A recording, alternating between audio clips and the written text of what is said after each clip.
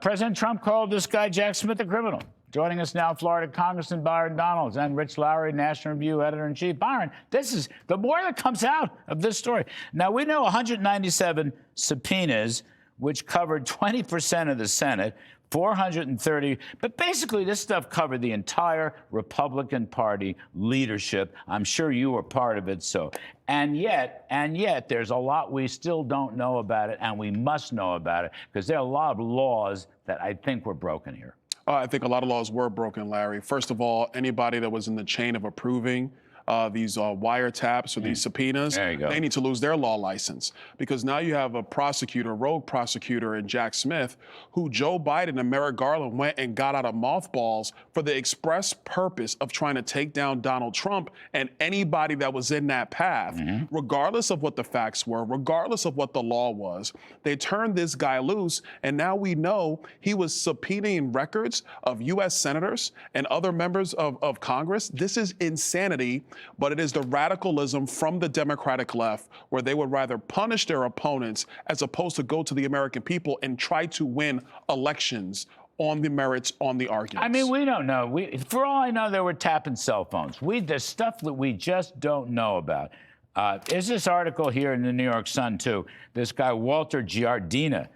He's a dirty cop. This is Mr. Trump called him a dirty cop. He should be, along with deranged Jack Smith, the sinister team of Lisa Monaco and Andrew Weissman, Little J. Bratt, Norm Eisen, and fake charity crew, blah, blah, blah. Christopher Wray knew about this. Merrick Garland, the Attorney General, knew about this. And Joe Biden knew about this. And every one of those should be called to question. We need an investigation here to get to the bottom of this. You know, it was always clear Jack Smith was a fanatic. He wanted to nail President Trump. And he wanted to do it on a very political timetable. He wanted Donald Trump in court basically the entirety of the campaign season and to convict him prior to his election to tank his campaign. You wouldn't have done a parking violation on the fast timetable he had here, and his appointment on top of this was unconstitutional. So the whole thing was a disgrace from beginning to end. Chuck Grassley deserves credit for this. Senator Chuck Grassley, Republican of Iowa, had released more than 1,700 pages of records that laid out a painstaking detail how the then special prosecutor Jack Smith, 197 subpoenas targeting more than 430 Republicans and conservative organizations and individuals, including, I might add, two very close Trump advisors, Dan Scavino and Steve Miller. And, of course, they jailed Peter Navarro for no good reason at all. So I'm just saying, what can we do? How about the House hauling this guy in for some kind of impeachment or investigation? That's all. We absolutely should. Somehow get to the bottom of this. He should be hauled in. What was done? I don't mean to interrupt, Byron. You know I love you. No, go ahead. I'm just saying, I want to know what exactly these subpoenas yielded. What actions were taken? You follow me? I want to know, for example, if Senator Marsha Blackburn's cell phone was tapped. I had her on the show. She says, I don't know, it might have been. That kind of stuff. I want to know. I agree. I think everybody should know. Number one, I think it was Judge Boasberg was the judge who signed off on all this stuff. He needs to lose his seat as a judge. Right. That needs to go. Number two, they need to be called into Congress. But the third part is, because Congress will happen, we'll do that stuff. The Department of Justice is really going to have to go through this. And if there were criminal violations, they have to be prosecuted to the fullest extent of the law. This is worse than Watergate.